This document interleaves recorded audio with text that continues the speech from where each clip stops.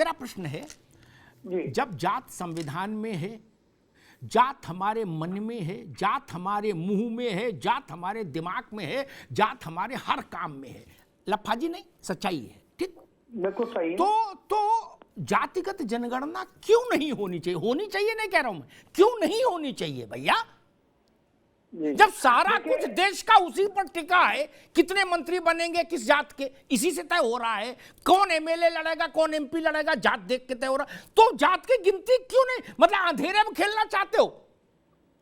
जातियों के साथ तो न्याय करो, फिर गिनती हो जाए, कम से कम उनको प्रतिनिधित्व मिलेगा, अपनी बात कह सकेंगे पार्टियों में जाकर, योजनाओं में जाकर।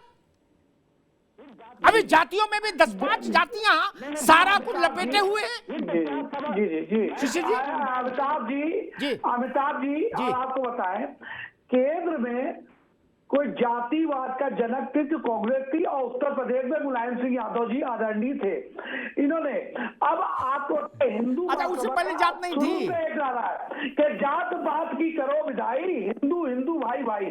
अमिताभ भाई वही बात आपने दोहराई है कि जातियों को खत्म कर देना चाहिए, खत्म हो जाएगा मुलायम सिंह यादव, अखिलेश यादव की पार्टी, मायावती जी की पार्टी, और ये जातियों की जो भी पार्टियां है। बात मुद्दा किस बात पे था? मुद्दा ये है कि जो उन्होंने कहा है, ब्राह्मणों का जो अपमान किया है, जो पंडितों का अपमान किया है, ये तो भाई वेक्टर से सरकार चलाते थे समाजवादी, मुस्लिम और यादव के नाम पे, और राम भक्तों में इन्होंने गोली चलाई और राम को नकारा कांग्रेस ने। तो ये तो जातियों को भी नहीं, ये तो राम को गाली बक रहे हैं, ये समाजवादियों को मिलकर सरकार चलाते। तो जातियों को खत्म करके हिंदुओं को एक करना चाहिए, इस पे बात होनी चाहिए। जो अमिताभ भाई आपने बात कही है, बहुत सम्मानित और बहुत अच्छी बात कही है, दिल जीत लिया आपने ऐसी बढ़िया बात को कह के। अब इसका जवाब कांग्रेस और भाजपा दोनों बड़ी पार्टियों को देना चाहिए, और बाकी छुटभैया पार्टी जो बीच में जो मध्यस्थता करते हैं केंद्रीय मंत्री बनने के लिए, इनकी बात किनारे करके जो केंद्रीय पार्टी है, इनको इस पर निर्णय लेना चाहिए, जातियों को खत्म कर देना चाहिए। जातियां किसमें नहीं है? क्या मुसलमानों में जातियां नहीं है? क्या ईसाइयों में, कैथोलिक, प्रोटेस्टेंट, एंग्लो इंडियन नहीं है क्या? सभी धर्म में है। लेकिन जब गलतियां रामचरित मानस में होती है तो समाजवादियों को रामचरित मानस में तो सुनाई पाती है, लेकिन जब कुरान के अंदर ऐसी बातें लिखी जाती तो ये नहीं बोल पाते, क्योंकि वहां सब से जुदा बोल दिया जाएगा। तो मुद्दे से भटक कर समाजवादी पार्टी शुक्ला जी के यहाँ होगी कि वाजपेयी जी के यहाँ होगी, पार्टी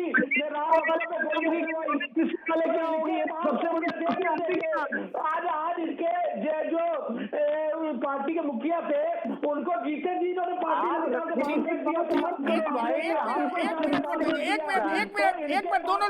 एक मिनट दोनों रुकिए। प्रोफेसर विवेक सिंह, जो बात मोहन राव भागवत ने कही उसी के संदर्भ में एक बड़ा सवाल रखता हूं, बड़े फलक पर। हम उनकी बात मान लेते हैं, चाहे बामन कहो और चाहे विद्वान पंडित जो आम्बेडकर कह रहे हैं, कुछ भी मान लो, लड़ाई की जरूरत नहीं, कुछ भी मान लो, मैं दोनों में अपनी बात सिद्ध कर दूंगा, दोनों में अपना तर्क सिद्ध कर दूंगा। उन्होंने 2 मूर्तियां गढ़ी इस देश के मन पर। गंभीरता सुनिएगा, बड़ी गंभीर बात है? गूगल मामला नहीं है। एक मूर्ति गढ़ी दशरथ नंदन राम की और दूसरी मूर्ति गढ़ी योगेश्वर कृष्ण की, ठीक? अगर वो इतने ही कपटी थे कि सब घाल में घल्लू घारा कर गए देश में, तो एक जन प्रचलित जो जनश्रुतियां हैं शास्त्रोक्त, वो बताती एक ठाकुर छत्री और एक, आज की भाषा में कहूं तो ओबीसी, है ना? मान लीजिए जब उन्हीं को निर्माण करना था तो ब्राह्मण क्यों नहीं कर लेते? उनकी सेवा में, अर्चना में, पूजा में ब्राह्मण लगे। भैया विवेक सिंह जी, ये बात मोहन राव भागवत जी को स्मरण है कि नहीं? उन्होंने कहा दोनों बातें मान लो, विद्वान मान लो तो भगवान की पूजा अर्चना में ऋषि लगे, उन्होंने मंत्र लिखे। कृष्ण को योगेश्वर कृष्ण किसने बताया?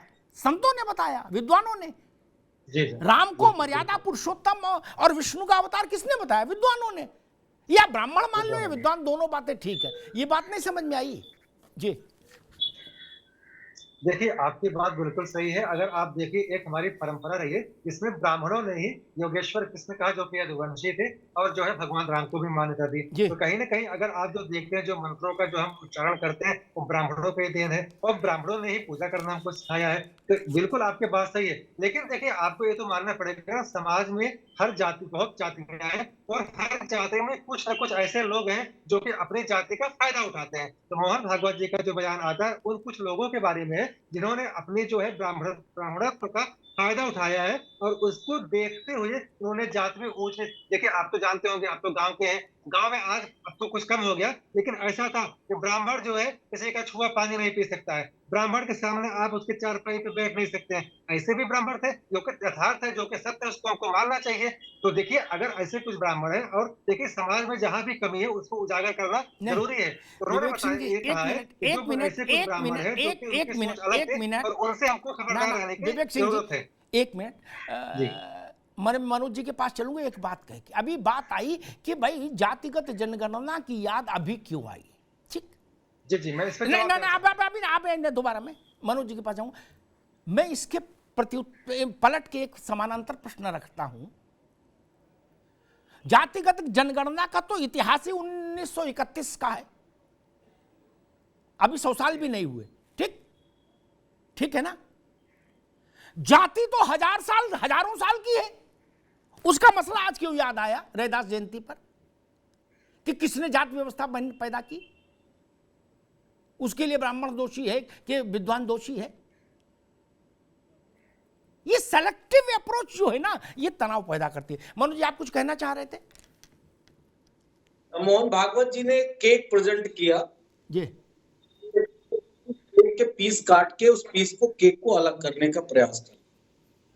जो बात कही गई है और जो हमारे तमाम सारे वेदों पुराणों में हर चीज, जगह राजा का गुरु जो होता था वो ब्राह्मण ही होता था, कोई और नहीं होता।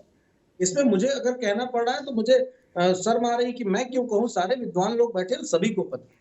जो राजा का आदेश होता था उसी के आधार पे उनके गुरु तमाम सारी चीजों का जो आदेश करते थे, राजा उसी का प्रतिपादन करता था। विद्वानों का पैनल कह लीजिए, ब्राह्मणों का पैनल कह लीजिए, उसमें ज्यादातर ब्राह्मण ही होते थे, इसमें दो राय नहीं है।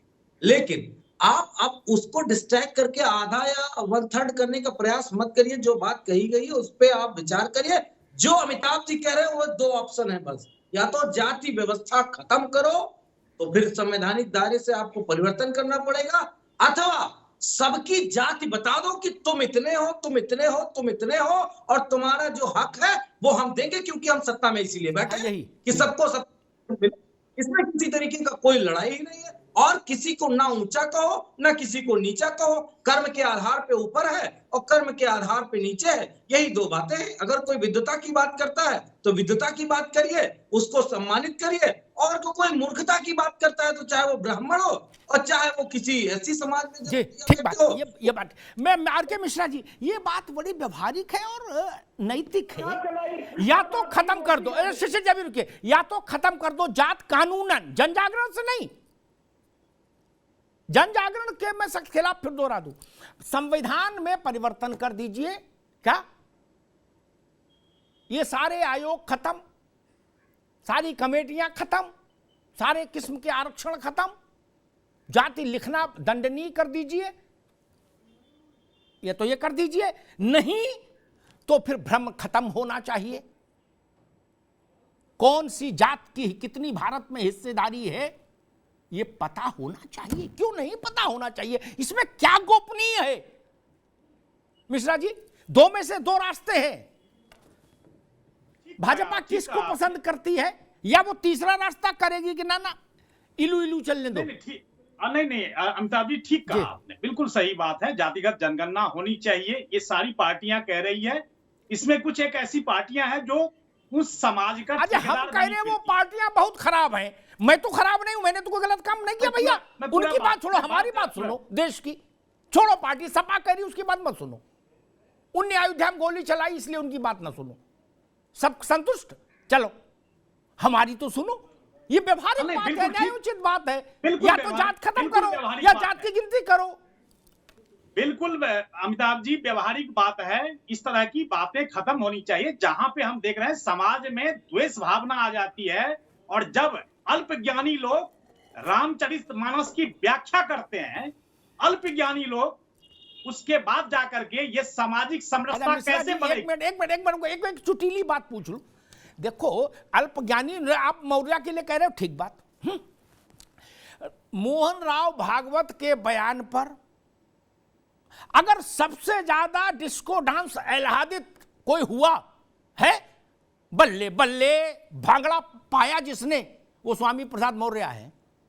हाँ, बिल्कुल ठीक कह रहे हैं। वो भांगड़ा रुक ही नहीं रहा, धुआंधार भांगड़ा किए जा रहे हैं तब से, और सबको कह रहे आ जाओ। अब तो कह दिया बाबा ने, अब बोलो। आप बिल्कुल सही कह रहे हैं। इसका मतलब कुछ तो ऐसा आपने कहा जो स्वामी प्रसाद, जिनको आप कल तक बता रहे थे कि इनसे ज्यादा गड़बड़ कोई आदमी नहीं मौर्य से, क्या, और इन पे एनएसए लगा देंगे, वो तो आप ताल ठोक रहे हैं। ऐसी कौन सी गोली खिला दी भैया मिश्रा जी?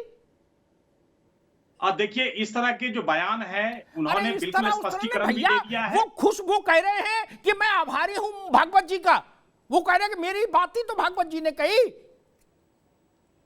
अब मौर्य भी भागवत जी के पीछे पीछे खड़े हो गए, बताइए, अब तो हो गया गजब।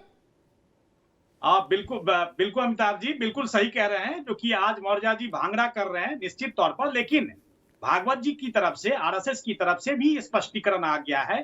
जो वो इंटेलेक्चुअल लोग, जो कुछ एक लोग थे जिन्होंने जाति वर्ण की व्यवस्था करी थी और समाज को जिस तरह से दायरे में बांटा था, वही चीज जो है तो स्पष्टीकरण आ जब बांट दिया ना, तो अब गिनती तो कर दो। अच्छा, हम कह रहे किन्हीं काले चोर ने बांटा समाज को, छोड़ो यार उस बहस में, अब गिनती तो कर दो। अरे भाई, चाचा के कितने लड़के, फूफा कितने लड़के, मौसी से मौसा कितने लड़के, ये गिनती करने में कोई बुराई है? कोई सब इस देश के नागरिक कोई बुराई नहीं है। आपको लेकिन मेरा एक ही चीज कहना है, हर एक की अपनी जिम्मेदारियां हैं, और खास करके जब आप किसी भी धार्मिक ग्रंथ को, जिसको आत्मसात करने की जरूरत है, आज है ही नहीं और महाराज। उस धार्मिक ग्रंथ को आप जब व्याख्या करते हैं तो उस समय में जाकर के लगता है जो कि हाँ, सचमुच में आप 140 करोड़ जनता मौर्य के पर मुझे कहना था, मैं 2 दिन कह चुका। अब मौर्य छोड़ो,